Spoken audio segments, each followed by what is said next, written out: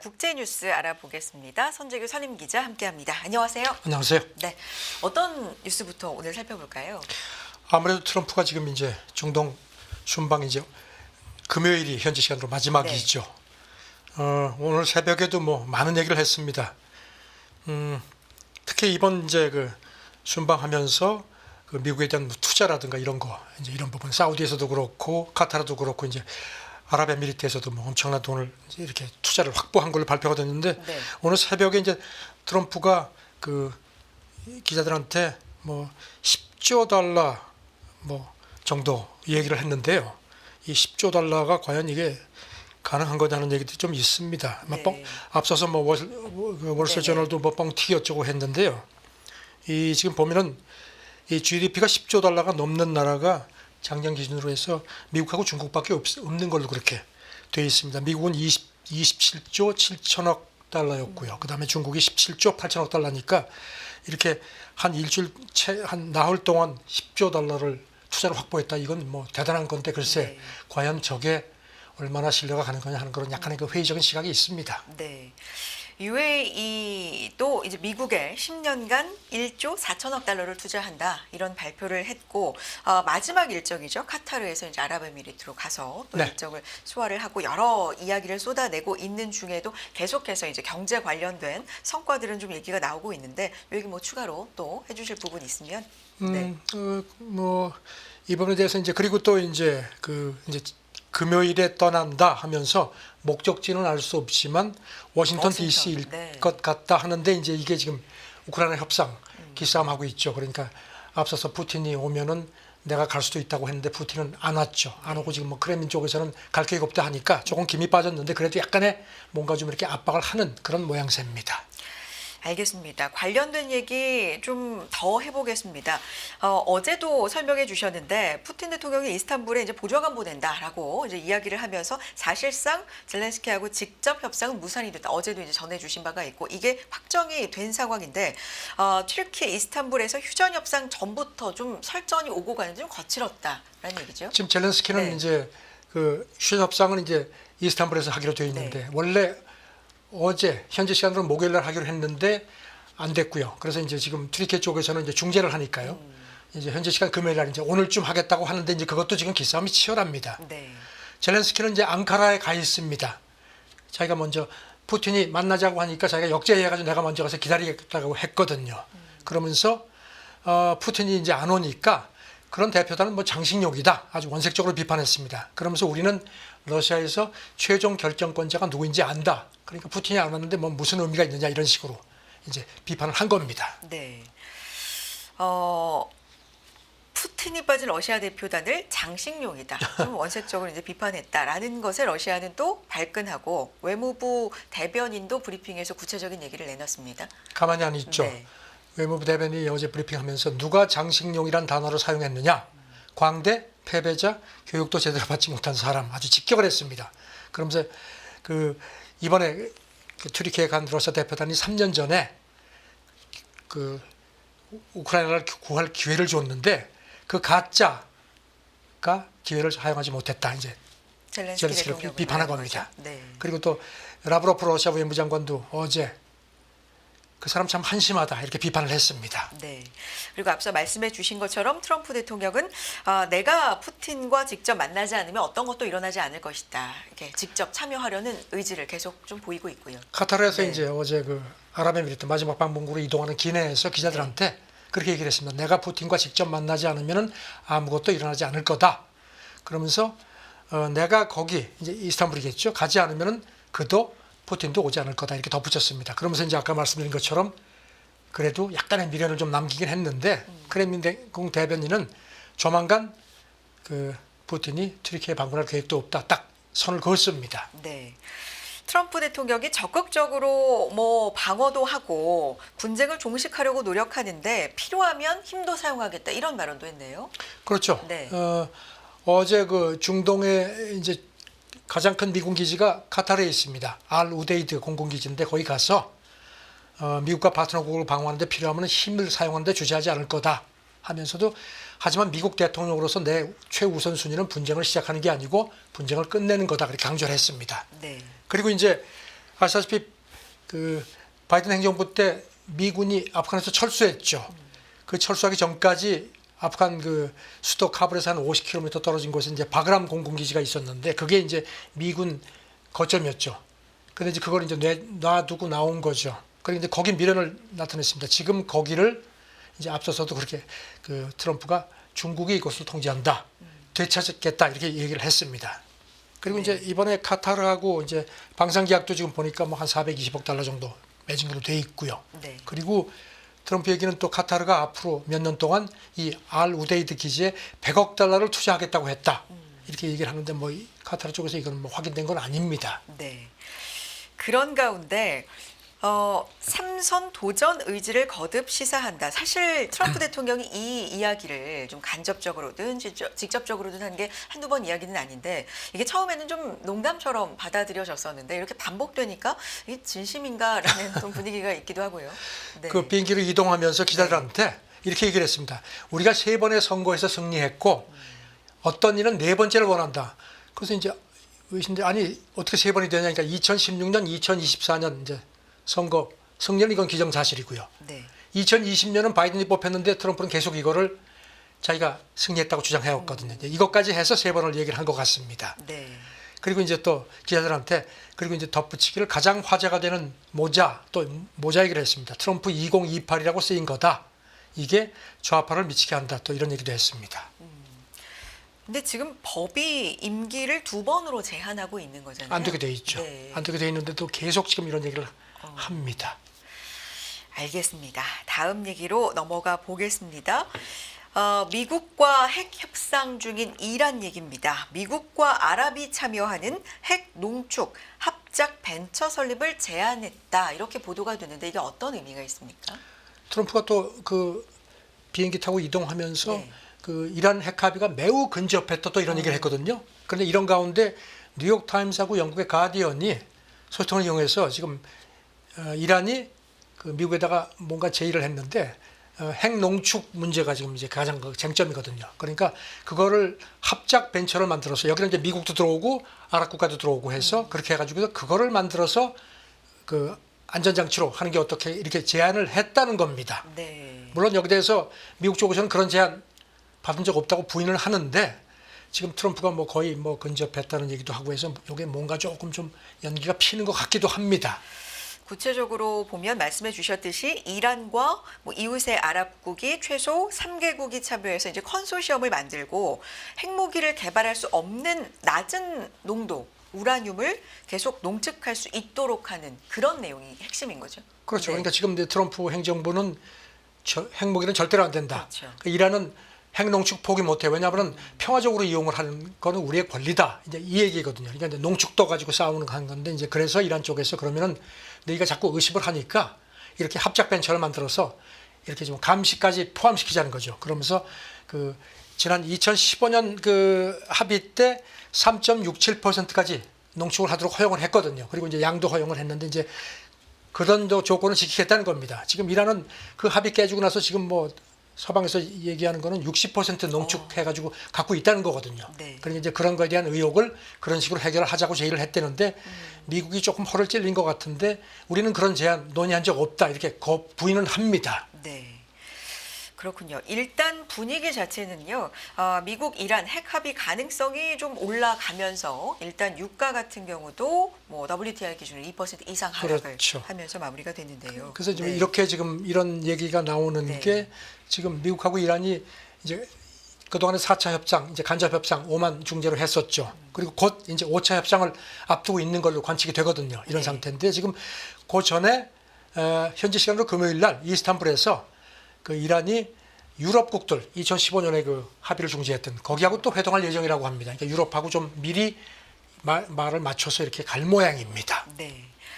그렇군요. 이런 가운데 이란의 고위 당국자가 밝힌 내용을 보면 미국의 즉각적인 제재 해제를 조건으로 했을 때 이제 조건을 달긴 했습니다. 조건으로 했을 때 고농축 우라늄 보유하고 있는 걸 전량 폐기하고 저농축 우라늄만 계속 추출하는데 합의할 수 있다 이런 내용을 밝히긴 했네요. 이란 최고 지도자 네. 그 고문이 그런 얘기를 했습니다. 그리고 합의는 여전히 가능하다. 그러면서 미국이 이렇게 이런 조건을 수용하면 더 나은 관계를 가질 수 있음을 확신한다고 했는데요. 네. 지금 뭐 이게 막판에 좀 기싸움인 것 같습니다. 이런 가운데 아까 말씀드린 그 벤처 관계, 합작 벤처 관계로 해서는 보면은 그 소통들 얘기가요. 사우디하고 아랍에미리트가 이 합작 벤처에 투자하고 지분도 갖는 그런 얘기가 나온다는 겁니다. 네. 그리고 그 대신 이제 이 아무래도 이란이 그 핵 기술을 갖고 있으니까 사우디하고 아랍에미리트에 이란이 그런 핵 기술 일부를 제공하도록 지금 사우디 같은 경우는 미국하고 그 원자력 협정 체결하겠다는 그런 야욕이 강하거든요. 그래서 이렇게 이제 여러 가지 중동 패권 재편하고 이런 거하고 다 맞물려 가지고 돼 있는데 트럼프가 이제 여기에 대해서 이제 어떤 결정을 내릴지가 궁금한데 일단 오늘 새벽에 매우 근접했다는 얘기를 한 걸 봐서는 뭔가 상당한 물밑거래가 이루어지고 있는 게 아닌가 그런 관측이 나옵니다. 최근에 어쨌든 중동 순방 일정을 하고 있는 트럼프 대통령의 핵무기 포기 이란에 대해서 그런 타결을 좀 압박하고 있는 것과 좀 비슷한 때에 이렇게 맞춰서 보도가 여러 가지가 좀 되고 있네요. 자, 오늘 뭐 네. 굉장히 복잡한데 농축 이제 문제거든요. 그렇죠. 그다음에 그걸 이제 이란이 보유하는 문제. 그러니까 그거는 미국은 절대 안 돼. 이란은 하겠다 하니까 이제 이런 식으로 해서 조금 이제 좀 합작식으로 해가지고 이렇게 좀 절충을 하는 쪽으로 가는 게 아닌가 싶은데 일단 백악관 쪽에서는 뭐 고개를 흔들고 있습니다. 알겠습니다.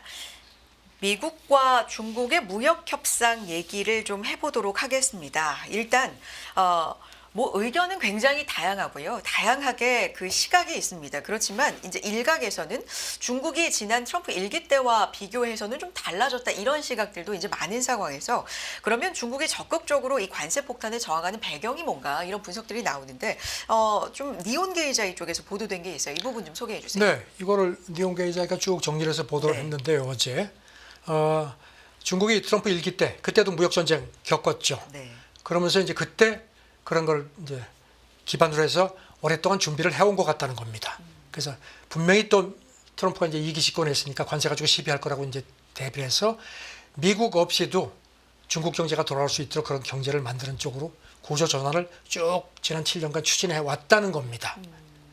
그리고 여기에 이제 대만 얘기도 나오네요. 당연히 뭐 네. 끼어들죠. 그래서 니케이 분석은 중국이 이제 여기다가 대만을 이제 중국은 이제 무력 통일을 하겠다는 그런 목표를 계속 얘기를 하니까 네. 그럴 경우에 분명히 제재가 부과될 거라고 보고 그 상황까지 고려해서 특히 미국으로부터의 어떤 경제적인 그런 탈미 이런 부분을 추진을 해왔다는 겁니다. 네. 그래서 트럼프가 그런 거를 너무 쉽게 보고 이번에 중국을 다루는데 조금 좀 한계를 드러낸 게 아니냐는 그런 진단입니다. 네.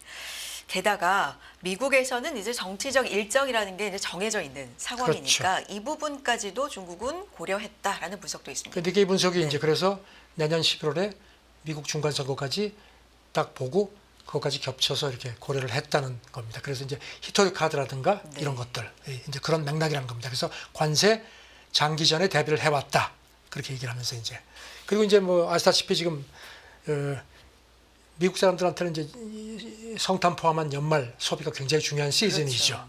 그래서 이제 중국이 이걸 노렸다는 겁니다. 네. 그래서 내년 말 중간 선거를 앞두고 올 성탄 시즌부터 길게 압박을 가기 시작했다는 겁니다. 아시다시피 중국산 그 저가 품목 그 미국 사람들의 소비에 뭐 엄청난 그 비중을 차지하니까요.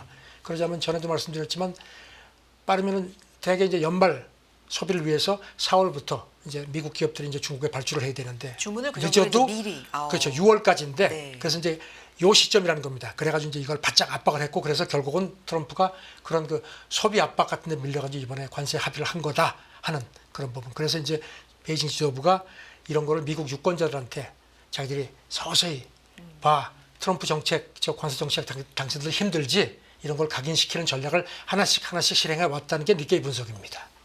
연말 소비 시즌을 위해서는 4월에서 6월까지 이제 주문을 미리 해야 되는데 여러 가지 관세 전쟁 속에서 중국에서 미국으로 가는 배도 현저히 줄었다고 하고 그렇죠. 뭐 이런 여러 가지 걱정 속에서 이것도 원인이 있었을 것이다. 그리고 뭐 네. 오늘 새벽에 나왔지만 월마트 CEO가 네. 이제 이렇게 되면 가격 올라갈 수밖에 없다. 이제 충격 인재부터라는 얘기도 했고 해서 어떻게 보면 중국을 좀 지원 사격한 셈이 됐습니다. 네. 과학기술 자립자강이랑 목표도 이제 세워왔기 때문에 이 부분도 좀 이후 분석에 들어가네요. 그렇죠. 네. 어제도 말씀드렸지만 중국이 그동안은 세계의 공장이었는데 이제는 혁신의 허브로 변한다. 그래서 이제 그 아시아 초고액 자산가들이 이런 것도 이제 관심을 가져야 된다는 그런 권고가 나왔었죠. 그래서 이제 니케이도 이런 중국이 산업 구조 전환 쪽에 박차를 가해한 것도 이런 탈미 경제 이런 부분하고 맥락이 같다는 겁니다. 하지만 좌우지간 뭐 어쨌든지 관세 전쟁은 중국도 그렇고 미국도 그렇고 내상이 클 수밖에 없다. 그래서 끝이 보이지 않는다는 점, 이것도 양쪽에 다 압박이 요인이라는 지적도 했습니다. 알겠습니다. 자, 그리고 트럼프 대통령의 언급 중에서 또 여러 가지 이야기가 좀 있었던 부분들 하나 짚어보겠습니다. 백악관 기자단한테 미중 관세 합의에 대해서 설명을 하면서 통일과 평화를 언급을 했는데 여기에 대만이 좀 놀랐다. 이 스토리가 어떻게 됩니까? 트럼프가 현지 시간으로 지난 월요일 날 그 미중 관세 합의하고 나서 네. 이제 백악관 기자들한테 이제 브리핑하면서요. 중국이 시장을 완전히 개방하기로 했다 하면서 그 다음에 이제 붙인 말이 이게 이제 조금 여러 가지 얘기들이 나옵니다. 중국과 우리 모두의 그리고 평화와 통일에 도움이 될 거다 이런 얘기를 했는데 이게 이제 통일이라는 표현 이게 이제 지금 뭐 특히 대만이 여기 대해서 아주 화들짝 놀라는 모습이 완연하다는 게 이제 외신 분석입니다. 대만을 콕 집어 뭐 얘기를 하지는 않았습니다만 어쨌든 혹시 이 합의 과정에서 대만 문제까지 다뤄진 거 아니야라는 추측이 이어진 거죠. 그러니까 대만 네. 언론들도 그렇고 네. 대만 관계자들이 저거 혹시 미국하고 중국하고 관세 협의하면서 대만 문제도 슬그머니 얘기하면서 트럼프가 뭔가 어떤 거래의 어떤 그 카드로 쓴 거 아니냐 뭐 이런 우려가 나온다는 겁니다. 물론 네. 여기 대해서 그 미국 쪽에서는 그거 아니다. 이거는 무역 합의에 관한 거다. 그렇게 해서 원론적인 얘기를 한 거라고 얘기를 하고 백악관 국가안보회의에서도 명백히 미중 무역 관계를 지칭한 말이라고 얘기를 하는데 대만 쪽에서는 트럼프가 워낙 거래를 먼저 하는 사람이기 때문에 우려의 그 눈길을 늦추지 않는다는 겁니다. 그러면 구체적으로 대만 쪽에서 나오고 있는 구체적인 얘기들 좀 살펴보겠는데 사실 트럼프 2기의 대만 정책 기조에 좀 변화가 있는 거 아니냐라는 어떤 관측부터 해서 그렇죠. 좀 우려가 있나 봅니다. 그 내부에서도. 그래서 지금 뭐 그런 우려가 있고요. 그래서 그러니까 어제 대만 총통실에서 네. 대변인이 성명까지 냈습니다. 그 미국 중국 관세 협상에서 대만 관련 논의가 이루어지지 않은 것으로 우리가 알고 있다. 이렇게 강조를 했습니다. 근데 이제 문제는 중국은 슬그머니 군무를 떼는 모습입니다. 대만 담당 기구가 이제 국무원 대만 사업항공실인데 어제 회견을 했습니다. 그러면서 관련 보도를 우리가 주목한다. 은근히 좀 사안을 부채질합니다. 그리고 여기다 덧붙이기를 통일을 완수하려는 중국 인민의 정의로운 노력을 국제사회가 더 폭넓게 이해하고 지지하길 바란다. 이렇게 또 덧붙였습니다. 대만을 장기판 말에 비유한 표현도 있다고 하는데 이건 누구 얘기입니까? 대만군 예벽 중장이 네. 중국 중앙TV, CCTV 인터넷판하고 인터뷰를 했는데요. 이걸 이제 중국이 대대적으로 부각시켰습니다. 대만을 장기판 말에 비유를 했습니다. 어떻게 얘기를 했냐면요. 트럼프가 대만이라는 잘 써먹을 수 있는 말을 포기한다고 대놓고 말하지는 않을 거다 하면서도 하지만 이 말, 이게 이제 대만이죠. 이게 트럼프가 거래에서 자기가 필요하다고 보면 언제든지 버려질 수 있는 존재라는 점, 이거를 대만 지도부가 절대로 잊으면 안 된다. 이렇게 또 얘기를 했습니다. 알겠습니다. 관련된 흐름도 추가적으로 앞으로도 살펴보겠고요. 다음 내용으로 넘어가 보겠습니다. 마코 루비오 미국의 국무장관이죠. 그런데 백악관 국가안보 보좌관도 이제 겸직을 하고 있는데 그 국가안전보장회의 NSC 조직을 대폭 축소하겠다. 이걸 검토하고 있다고요? 저는 뭐 요즘에 경무합니다. 지금 튀르키예에 가 있는데 어디 있는지를 제가 체크를 해보니까 찾지를 못하고, 그러니까 앙카라에 있는지 이스탄불에 가 있는지 지금 이것도 이제 파악이 안 된다는 겁니다. 외신들 지적이. 굉장히 바쁘다. 바쁜데 네. 글쎄 표정은 별로 좋지 않습니다. 미국 MBC 보도를 보니까 네. 지금 이제 국가안전보장 NSC를 이제 관장을 하는 거죠. 조직을 대폭 축소하려는 거를 지금 추진한다는 겁니다. 어느 정도 축소한다는 거예요? 지금 현재 네. 한 150명 정도인데 한 50명 내지 60명으로 대폭 줄일 것 같다. 물론 이제 잘리는 인원은 뭐 잘리지 않고 이제 다른 쪽으로 보내는 모양입니다. 그런데 지금 NBC 보도는 관측은 이렇게 축소를 하면서 NSC 기능이 이제 지금은 대통령한테 안보라든가 이런 것에 대해서 정책 권고를 하는 기능을 주로 수행을 해왔는데 그냥 대통령이 지시하면 이행하는 쪽에만 초점을 맞추도록 그러니까 대폭 축소를 기능도 축소시키려고 한다는 겁니다. 네. 그렇군요. 그러면은 뭐 업무가 국무부도 그렇고 CIA도 그렇고 좀 대거 나눠가겠다. 남겨서 그러니까 NSC를 뭐 좀 무력화시키려는 그런 것 같다는 겁니다. 지금 보면은 이게 1947년에 트루먼 대통령 때 이제 NSC가 이제 법에 의해서 설치가 됐고 보면은 기능이 대통령한테 국가안보하고 외교정책에 대한 자문을 제공하도록 되어 있습니다. 그리고 네. 이제 관련 부처 간에 어떤 정책 조율도 했는데 이제 그거 다 없애겠다는 얘기입니다. 그런 것 같습니다. 물론 확인된 건 아닙니다. 알겠습니다. 그럼 보도가 나오고 있다. 흐름이었고요. 다음 내용으로 넘어가 보겠습니다. 중국과 연계된 나스닥 상장사가 있는데 이제 트럼프 밈코인의 대규모 투자 의사도 밝혔고, 근데 이게 틱톡 운영하고 뭐 연관 이런 얘기도 나와서요. 어떤 얘기죠? 글쎄요, 지금 뉴욕타임스 보도인데요. 네. 이게 이제 GD 컬처 그룹이라는 회사인데 홍콩에 본사가 있고 네바다주에 등록이 돼 있고 나스닥에 상장이 돼 있습니다. 네. 그런데 이 회사가 무슨 그 영국령 버진 아일랜드, 여기 이제 아시다시피 세금 천국이죠. 여기는 어떤 기관으로부터 주식 3억 달러 어치 해서 자금을 이제 받기로 했다는 겁니다. 그렇게 발표를 했습니다. 그래가지고 그걸 가지고선 밈코인, 트럼프 밈코인에 대대적으로 투자를 하겠다고 발표를 했는데 네. 문제는 도대체 어떤 자금인지가 확실치가 않다는 겁니다. 왜냐하면 이 회사가 시총이 2,700만 달러, 우리 돈으로 340억, 80억 원 정도밖에 안 되고 직원도 8명이고 틱톡 관련 매출도 거의 없는 걸로 되어 있다는 겁니다. 네. 그래서 지금 이게 뭐냐 하는 의혹이 크다는 겁니다. 주가도 변동성이 좀 컸던 것 같아요. 현지 시간 지난 6월 날 뭐 이제 이 발표가 나오고 나서 뭐 한 14% 막 폭등했다가 바로 그 다음 날 또 그 이상 빠졌습니다. 롤러코스터 장세인데 이게 뉴욕 타임스가 이걸 보도하면서 이건 분명히 뭔가 문제가 있다. 그러면서 그 아시다시피 이제 미국 의회가 작년 4월에 틱톡 금지법 채택했죠. 네. 근데 트럼프가 계속 이거를 지금 미루고 있거든요. 그럼 이제 미국 비즈니스 계속 하도록 하겠다. 이렇게 해와서 지금 트럼프 밈코인이 뭐 이쪽 관련해서 뭐 그래서 중국이 여기 또 개입해가지고 뭐 트럼프하고 좀 뭔가 좀 이렇게 거래하는 거 아니냐는 그런 의혹이 있다는 겁니다. 물론 확인된 건 아닙니다. 알겠습니다. 이 얘기는 여기까지 하고 다음 내용으로 넘어가 보겠습니다. 중국의 이산화탄소 배출이 상당히 많다. 이제 전 세계가 익히 알고 있는 반대 지난 1분기에는 전력 수요 증가에도 처음으로 감소를 했다. 어찌된 일일까요? 이게 핀란드에 있는 독립적인 환경 NGO가 있습니다. 네. 거기서 이제 매년 보고서를 일명 카본 브리핑이라는 보고서를 냅니다. 꽤 권위가 있는데요. 여기가 지금 지난 1분기 보니까 중국의 이산화탄소 배출이 전력 수요가 늘었는데도 처음으로 감소했다는 겁니다. 그 한 해 전보다 분기 기준으로 해서 1.6% 줄었다. 그러면서 이제 중국이 아시다시피 원자력도 그렇지만 풍력, 그 태양광 발전 계속 이렇게 박차를 가해 연점을 상기시켰습니다. 네. 그렇군요. 네. 2022년에도 공해 배출이 감소는 했는데 지금과는 좀 여건이 달랐다고요. 그때 코로나 이제 팬데믹 록다운 때였으니까 이제 그때는 이제 그래서 이제 전력 수요도 줄었죠. 아무래도 근데 지금은 걸어 잠궜으니까. 그렇지 않다는 겁니다. 늘었는데도 줄었다. 네. 그러니까 이런 추세는 처음이라는 겁니다. 그리고 이제 아시다시피 지금 중국이 석탄 발전 계속 지금 하고 있거든요. 네. 그런 상태인데도 줄었다.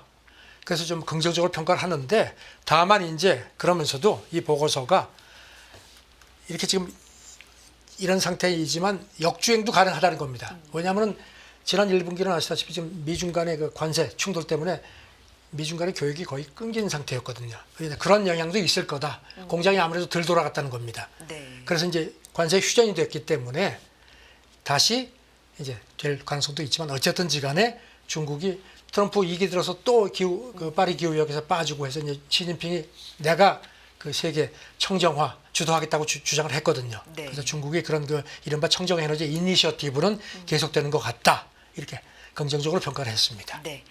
알겠습니다. 다음 내용으로 넘어가 봅니다. 이미 좀 시작이 알려지고 반응이 좀 있었던 소식이긴 한데 바로 신세계그룹 정용진 회장 얘기입니다. 중동을 순방 중이죠. 트럼프 대통령 일단 카타르에서 만났고 또 어쨌든 이 중동 순방에 같이 함께한 많은 경제인들이 있는데 재계 인사들이 있는데 유일하게 우리 쪽에서는 이제 포함이 된 걸로 알려져 있죠. 이 얘기 좀 전해주세요. 네, 연합뉴스가 어제 재계 소식통신에서 전했는데요. 네. 카타르 군주가 그 트럼프 그 국빈 만찬에 유일하게 아시아 기업인으로 이 정영진 회장을 초대를 했고 트럼프가 그 자리에서 그 카타르 그 군주한테 우리 아들 친구입니다. 직접 소개까지 했다는 겁니다. 네. 그리고 뭐 아시다시피 뭐 트럼프 당선되고 나서 작년 12월에 그 마라고 가가지고선 5박 6일인가 체류하면서 그때 트럼프 만났었죠. 그 이번에 이제 트럼프 재회가 되죠. 네. 지금 뭐 각별한 그런 관심에 가지고 뭐 트럼프 통로라는 뭐 그런 지적들도 많습니다. 뭐 각별한 사이인 거는 계속해서 좀 알려지고 있는데 그 트럼프 네. 주니어가 그 정의장 초청으로 지난달 말인가요? 1박 2일 서울에도 왔었죠. 맞습니다. 네. 네. 알겠습니다. 다음 내용으로 넘어가 보겠습니다. 로이터 보도에 의하면 머스크가 지난 대선 때 슈퍼백 특별 정치 활동이죠. 이 아메리카 팩 당시 경합주들에서 트럼프 지지표를 확보하기 위해서 돈 지급 약속을 어겨서 피소가 됐다. 사실 돈 지급 자체도 좀 그때 말이 있기는 그렇죠. 했는데요. 네, 이게 또 어겨서 피소가 됐다. 사실 그때 네. 이것 때문에 굉장히 표 확보에 도움이 됐다는 분들이 네. 많았죠. 두 가지죠. 하나는 그 경합주에 대해서 그 이 헌법소 청원에 서명을 하면은 $100 주겠다고 했거든요. 그리고 또 하나는 이제 기억하시죠? 매달 $100만 복권 그 이런 식으로 해가지고 그걸 해서 주겠다고 했거든요. 네. 그랬는데 그 당시에도 법적 시비가 있었는데 지금 로이터 보도를 보니까 약속 지키지 않았다는 겁니다. 그래서 펜실베이니아를 비롯한 그 3개 주에서 유권자들이 소송 제기하고 $100만 선거 복권도 지급되지 않았다. 집단 소송이 지금 이루어지고 있다고 하는데 머스크와 로이터 기자가 어떻게 된 거냐 하니까 대답을 안 했다고 합니다. 굉장히 바쁜 모양입니다. 약속했으면 지켜야 되는 거 아니에요? 글쎄요. 물론 뭐 이제 아직까지는 뭐 확실하진 않는데 글쎄요. 그때도 저거 지키겠어 그런 관측 조금 좀 그런 시각들이 있었죠. 알겠습니다. 이 내용도 좀 지켜보겠습니다. 달걀 크기 우박 얘기를 좀 마무리해 볼까요? 얘기 보긴 했는데 정말로 달걀 크기 우박이 떨어진 거예요? 그 사진에도 막 뜨더라고요. 가지고 사람이 막 맞아가지고 뭐 다치고 그랬다는데 베이징에서 지난 화요일 밤이죠. 그래가지고서 뭐 엄청난 피해도 많아. 그러니까 피해액이 지금 뭐 현재 보험업계 집계가 뭐 한 우리 돈으로 한 620억 원 정도가 지금 집계가 됐다고 하고요. 그날 낮 기온이 섭씨 30도였다고 합니다. 그래가지고 갑자기 퇴근 시간 무렵에 막 이렇게 해가지고 막 유리창이 깨지고 막 그랬다고 하는데 물론 뭐 사망자는 없다고 하는데 기후 위기 이 정도로 심각한 거 지금 트럼프 뭐 행정부 들어서고 나서 뭐 기후 위기에 대한 그런 경각심이 조금 가라앉았는데 아닙니다. 지금 이렇게 상황이 심각한 겁니다. 알겠습니다. 오늘 내용 여기까지 마무리하도록 하겠습니다. 국제뉴스 선지규 선임기자 함께했습니다. 고맙습니다. 네, 감사합니다. 매일 돈을 쓰는데 그 가치는 누가 정할까요? 정답은 슈퍼달러 슈퍼리치에 있습니다. 복잡한 공식은 빼고 투자 타이밍을 잡는 환율의 핵심만 담았습니다. 빠르게 변화하는 금융시장, 그 중심엔 언제나 환율이 있습니다. 오늘부터 환율과 썸 타볼까요?